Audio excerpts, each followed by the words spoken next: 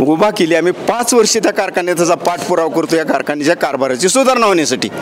त्या बऱ्याचशा आम्ही त्रुटी त्यांच्या अहवालातल्या त्रुटी शोधून काढल्या, त्या शोधल्या, त्या दाखवल्या, अहवालात सुधारणा केली. 4 पैसे लोकांना जास्त वाढवून आमच्या भांडण्यामुळे मिळाले. विरोधक म्हणून विरोधकांनी कधीही काम केलं नाही ते, पण आम्ही मात्र केलं ना. इथनं पुढे आम्ही प्रामाणिक काम करणार. आम्ही तर उलट म्हणतो आता मजा आहे, अजित पवार चेअरमन होणार आहेत. डायरेक्ट कॉन्टॅक्ट होता, असं नाही, असं चुकीचं होतं. त्या पद्धतीनं आम्हाला जे वाटतंय की अजितदादा चेअरमन झाले तर आणखी काही गोष्टी विषय मांडू ना.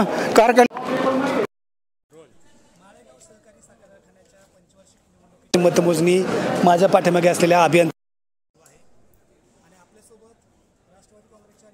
पॅनलचे समर्थक असलेले राहुल तावरे आहेत. त्याचबरोबर कष्टकरी शेतकरी संघटनेच्या पॅनलचे प्रमुख दशरथ आबा राऊत आहेत. गेली अनेक वर्ष सामाजिक चळवळीत काम करत आहेत आणि या निवडणुकीमध्ये जे 4 पॅनल होते त्यापैकी एक पॅनल त्यांचं होतं. सध्या मतमोजणीमध्ये तुम्ही आहात, काय ट्रेंड वाटतोय? नाही, मतमोजणीमध्ये ट्रेंड असा आहे की आता राखीव जागेंची मतमोजणी चाललेली आहे. त्या 4 जागा राखीव जागातलं संपल्यानंतर ज्यावेळेस गटात त्याची मतमोजणी येईल, सर्वसाधारण ऊस उत्पादक गटात ज्यावेळेस मतमोजणी येईल त्यावेळेस जवळचा, नात्यातला, जातीतला पाहिला जातो. त्यात किती क्रॉस वोटिंग होते हा त्यातला महत्त्वाचा मुद्दा आहे. पण ते क्रॉस वोटिंगही होऊ नये म्हणून ह्या बारीनं ह्या सत्ताधाऱ्यांनी सगळ्यांनी मिळून एक वेगळी शकल लढवली. ती तुम्हाला माहीत आहे का नाही ही मी आज सांगू शकतो.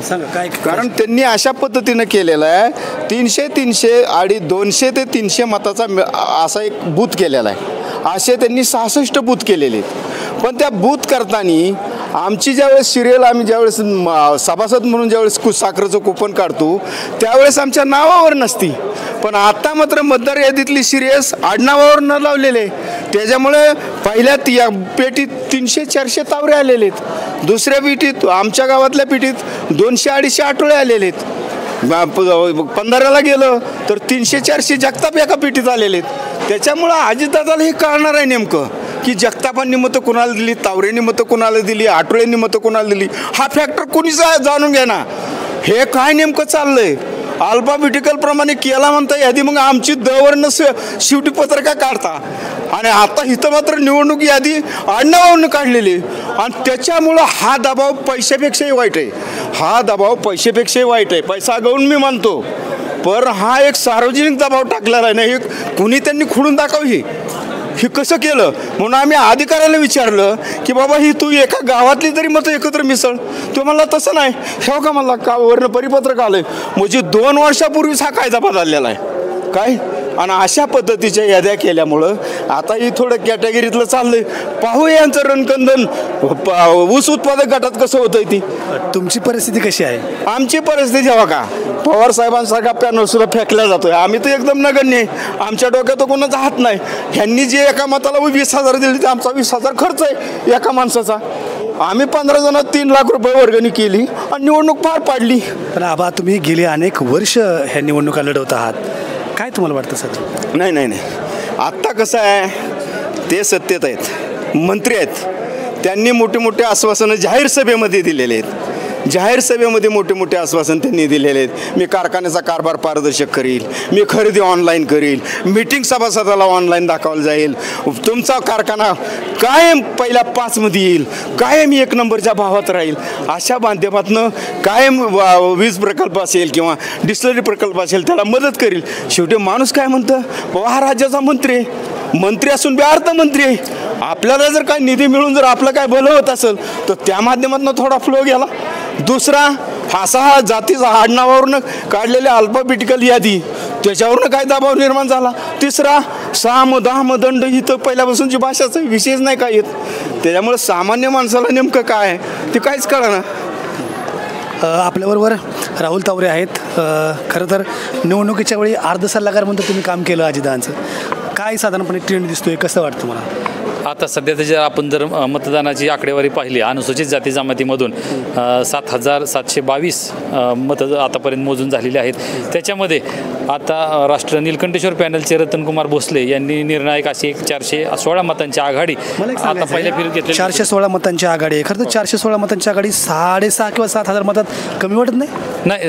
आज निश्चितपणे आता या ठिकाणी अजून जे बाकीचे गट मोजायचे राहिलेले आहेत, खंड शिरवले असेल, निरवागत आणि बारामती या गटामध्ये मतदारांची मतदारांची संख्या जास्त आहे आणि त्या गटामध्ये निश्चितपणे ह्याच्यापेक्षा अधिकच्या आघाड्या निलकंठेश्वर पॅनलला मिळायची खात्री आहे आम्हाला. तुमचे मतदारसंघ असं मला वाटतं. नाही, आमच्या म्हणण्यापेक्षा एकंदर सर्वसाधारण जर मतदारांचा ट्रेंड बघितला तर ह्याच्यामध्ये मतदार संख्या जास्त आहे, त्यामुळे तिथं जास्तीची आघाडी मिळेल असं आम्हाला वाटतं. मला एक सांगा, आता गेल्या पंचवार्षिक निवडणुकीच्या तुलनेमध्ये आताची पंचवार्षिक निवडणूक तुम्हाला वेगळी कशी वाटते?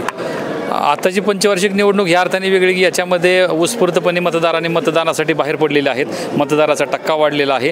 त्या ठिकाणी अजितदादा पवारांनी स्वतः निवडणुकीची धोर हातामध्ये घेतल्यामुळं मतदारांनी त्यांच्या आव्हानाला प्रतिसाद दिलेला सध्या तरी प्रथमदर्शनी दिसतो आणि त्यामुळे या खऱ्या अर्थाने एक वेगळी निवडणूक, चुरशीची निवडणूक, रंगतदार निवडणूक या म्हणावं लागेल. अजित पवारांनी स्वतः चेअरमनपदाचा उमेदवार उभा करण्याचा किती फायदा पॅनलला झाला आणि शरद पवारांच्या पॅनलचा किंवा ध्रुवीकरण जे म्हणतो त्याचा कुणाला फायदा झाला? आत्तापर्यंत जर आपण बघितलं राखीव उमेदवारांची जी मतमोजणी झालेली दिसते त्याच्यामध्ये एवढा असा फटका शरद पवारांच्या गटाचा कोणाला बसलेला असं वाटत नाही आहे. आता ज्यावेळेला जर शरद पवारांचा पॅनल उभा नसता तर तो कोणाला मतदान पडलं असतं? नाही, आता ते ज्यावेळेला मतपेट्या ऊस उत्पादक सभासदांच्या मतपेट्या बाहेर येतील किंवा मतमोजणी चालू होईल त्या अर्थाने खऱ्या अर्थाने ती आकडेवर येईल त्यावेळेस ते स्पष्ट होईल त्यांचा फटका नेमका कोणाला बसतो. हे असं सारखं का सांगतात त्याला कारण असं, माळेगावच्या निवडणूक म्हणजे इतर कारखान्यांची निवडणूक वेगळी आणि माळेगाव सहकारी साखर कारखान्याची निवडणूक वेगळी. माळेगाव सहकारी साखर कारखान्याची निवडणुकीत प्रत्येक वेळी क्रॉस वोटिंग असतं. आपला जवळचा, जसं की आबांनी सांगितलं तसं ते जवळचा, लांबचा, जातीचा, पातीचा वगैरे असं मतदान होतं, ज्याचा उल्लेख अजित पवार प्रत्येक सभेत करत होते. तोच प्रकार यावेळेस सुद्धा घडला असण्याची शक्यता वाटते. नाही, आता अजित पवारांनी जे आव्हान केलं होतं त्या आव्हानाचा प्रतिसाद देऊन आता तरी राखीव मतमोजणीमध्ये आपल्याला पॅनल टू पॅनल मतदान झालेलं दिसतं. क्रॉस वोटिंगची चर्चा आहे, त्या मतपेट्या उघडल्यानंतरच कळेल आपल्याला किती प्रमाणात क्रॉस वोटिंग झालेलं आणि त्याचा फटका कोणाला बसतो.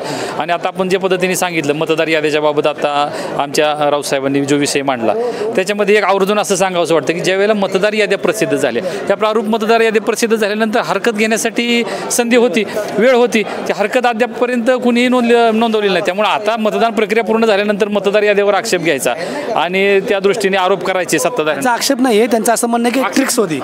तेच की, पण असं सत्ताधाऱ्यांनी किंवा सत्ताधाऱ्यांवर ज्या पद्धतीने आता बोललं जातं हे पूर्णपणे चुकीचं आहे. कारण साहेब त्याच्यामध्ये मतदार याद्या प्रसिद्ध झाल्यानंतर, प्रारूप मतदार यादी प्रसिद्ध झाल्यानंतर त्यासाठी हरकत घेण्यासाठी योग्य ती मुदत दिली होती, ती हरकती संपल्या, त्यानंतर मतदार यादी अंतिम झाली, मतदान प्रक्रिया पार पडली. आता मतमोजणीमध्ये नेमका कौल कुणाला हे एवढंच बघणं आपल्याला आवश्यकच आहे. किती जागा निवडून येतील निलकंठेश्वर पॅनलच्या? निलकंठेश्वर पॅनलच्या बहुमताने जागा निवडून येतील. अजितदादा पवार निश्चितपणे त्या ठिकाणी बहुमताने म्हणजे 21-21 नाही ना, 21-21 येतील. आता या वेळेची जर आकडेवारी आपण पाहिली आणि मतदाराचा कौल पाहिला, आघाडी पाहिली निलकंठेश्वर पॅनलची, तर आत्ता या क्षणाला अशी पूर्ण खात्री वाटली की निलकंठेश्वर पॅनलच्या सर्व जागा येतील. आबा गेले अनेक वर्ष निवडणूक लढत आहे, आरोप प्रत्यारोप जाऊ देता, गेले अनेक वर्ष निवडणूक लढत आहे, तुम्हाला काय वाटतं किती जागा कुणाच्या येतील, कसं होईल म्हणजे तुमचा एक अनुभव? नाही, प्रश्न आता असा निर्माण झालेला आहे. आतापर्यंतच्या माळेगावच्या निवडणुकीच्या इतिहासामध्ये 10 मतांनी, 20 मतांनी, 50 मतांनी, 100 मताच्या फरकाने कुठलंही पॅनल आलेला आहे. असं इतकं एवढ्या अटीतटीच्या चुरशीनं झालेल्या माळेगावच्या निवडणूक आहेत. अजिबात असं नाही 1000 आणि 1500 लीट टाकून पॅनल आला असा अजिबात विषय नाही. प्रश्न आता कसा आहे, त्यांनी तावरे पाटलांनी काय म्हटलं की ते याद्यावर ऑब्जेक्शन घेणं गरजेचं होतं. याद्यावर ऑब्जेक्शन घेण्यापेक्षा ज्यावेळेस अधिकारी बसून त्यांनी ज्यावेळेस बूथ पाडले 300 मताचाच बूथ, तेव्हा आम्हाला कळलं की काहीतरी यात षडयंत्र आहे. आम्ही त्यांना विनंती केली की बाबा संपूर्ण गावाच्या 5 पेट्या तुम्ही एकत्र करा. एक प्रश्न झाला की कुणाच्या जागा कशा येतील सांगा. नाही, आताचा जोपर्यंत ऊस उत्पादक गटाच्या मोजणी आम्हाला दिसत नाही, तुम्हाला 5व्या गटाची मोजणी होऊ द्या तरी तुम्हाला मी निकाल सांगेल की यात विरोधकाच्या एवढ्या जागा घुसतील. तुम्ही जसं म्हणताय की 10, 20, 50 मतांचीच आघाडी असायची किंवा 100 मतांची, आता ही निम्म्याच मतदानात एवढी फरक दिसतो, तर काय वाटतं तुम्हाला? अहो, ही चारही बाजूनी असं घेरल्यावर एखाद्या युद्धात चारही बाजूनी त्याला मध्ये घेरल्यानंतर अशीच परिस्थिती होणार ना. कुठला अँगल सोडलाय तुम्ही मला सांगा ना. परिस्थिती प्रेमात, युद्धात आणि राजकारणात एकसारखं असतं की सगळं क्षम्य असतं? तो मला गोष्ट तुमची मान्य आहे. माळेगावच्या बाबतीत सभासदच एवढा सुज्ञ आहे, सभासद हुशार बी आहे. सभासद तसाही हुशार आहे, सभासद रस्त्यावर वाट बघणारा बी आहे, कधी येतात आमच्याकडे. मी मी सभासदाला तेवढे नाव ठेवतो, राज्यकर्त्यांना त्यांनी सभासद काही लोकांची 20,000 सभासदामधले 5,000 लोकांची त्यांनी नस बाळगलेली की यांना काय लागतं निवडणुकीत. त्याच्यावरून ही सगळी निवडणूक आतापर्यंत राजकारण चाललेलं आहे काय. त्याच्यामुळं आम्ही जे म्हणतोय की तुम्हाला किती मतदान पडेल असं वाटतं? आम्ही कष्टकरी शेतकरी समितीच्या माध्यमातून उभा केली. आम्ही 5 वर्ष त्या कारखान्याचा पाठपुरावा करतो या कारखान्याच्या कारभाराची सुधारणा होण्यासाठी. बऱ्याचशा आम्ही त्रुटी त्यांच्या अहवालातल्या त्रुटी शोधून काढल्या, त्या शोधल्या, त्या दाखवल्या, अहवालात सुधारणा केली. 4 पैसे लोकांना जास्त वाढवून आमच्या भांडण्यामुळे मिळाले. विरोधक म्हणून विरोधकांनी कधीही काम केलं नाही ते, पण आम्ही मात्र केलं ना. इथनं पुढे आम्ही प्रामाणिक काम करणार. आम्ही तर उलट म्हणतो आता मजा आहे, अजित पवार चेअरमन होणार आहेत. डायरेक्ट कॉन्टॅक्ट होता, असं नाही, असं चुकीचं होतं. त्या पद्धतीनं आम्हाला जे वाटतंय की अजितदादा चेअरमन झाले तर आणखी काही गोष्टी विषय मांडू ना, कारखान्याच्या हिताच्या, लोकांच्या हिताच्या, शेतकऱ्याच्या हिताच्या. फायदाच करून घ्यायचा तर फायदाच करून घेऊ ना, असं काही नाही आमचं. फक्त आम्ही 4थं पॅनल आम्ही बी आहे चर्चेत म्हणून केलं उभा, आणि काय नाही आमचं गेलं. 20-20 हजार रुपये गोळा केले, 15 जणांचे 3 लाख झाले, 30 गावात बोर्ड लावले, ती 10,000 पत्रक काढली. शानमध्ये पडतील ती मतं आमची. माळेगाव सहकारी साखर कारखान्याची निवडणुकीची मतमोजणी सुरू आहे. पूर्ण निवडणुकीमध्ये राहुल तावरे हे उपमुख्यमंत्री अजित पवारांबरोबर होते, त्यामुळं त्यांचं जे काय म्हणणं ते आपण ऐकलं. विरोधक म्हणून दशरथ राऊत यांचंही म्हणणं ऐकलं. सध्या साधारणपणे जो ट्रेंड सुरू आहे तो पहिलाच जो गट आहे तो आहे अनुसूचित जाती जमातीचा प्रवर्गातला, त्याची मतमोजणी सुरू आहे आणि त्याच्यामध्ये सध्या निळकंठेश्वर पॅनल आघाडीवर आहे. हे निळकंठेश्वर पॅनल अजून किती प्रवर्गामध्ये आघाडीवर राहतं हे पाहणं महत्त्वाचं ठरणार आहे.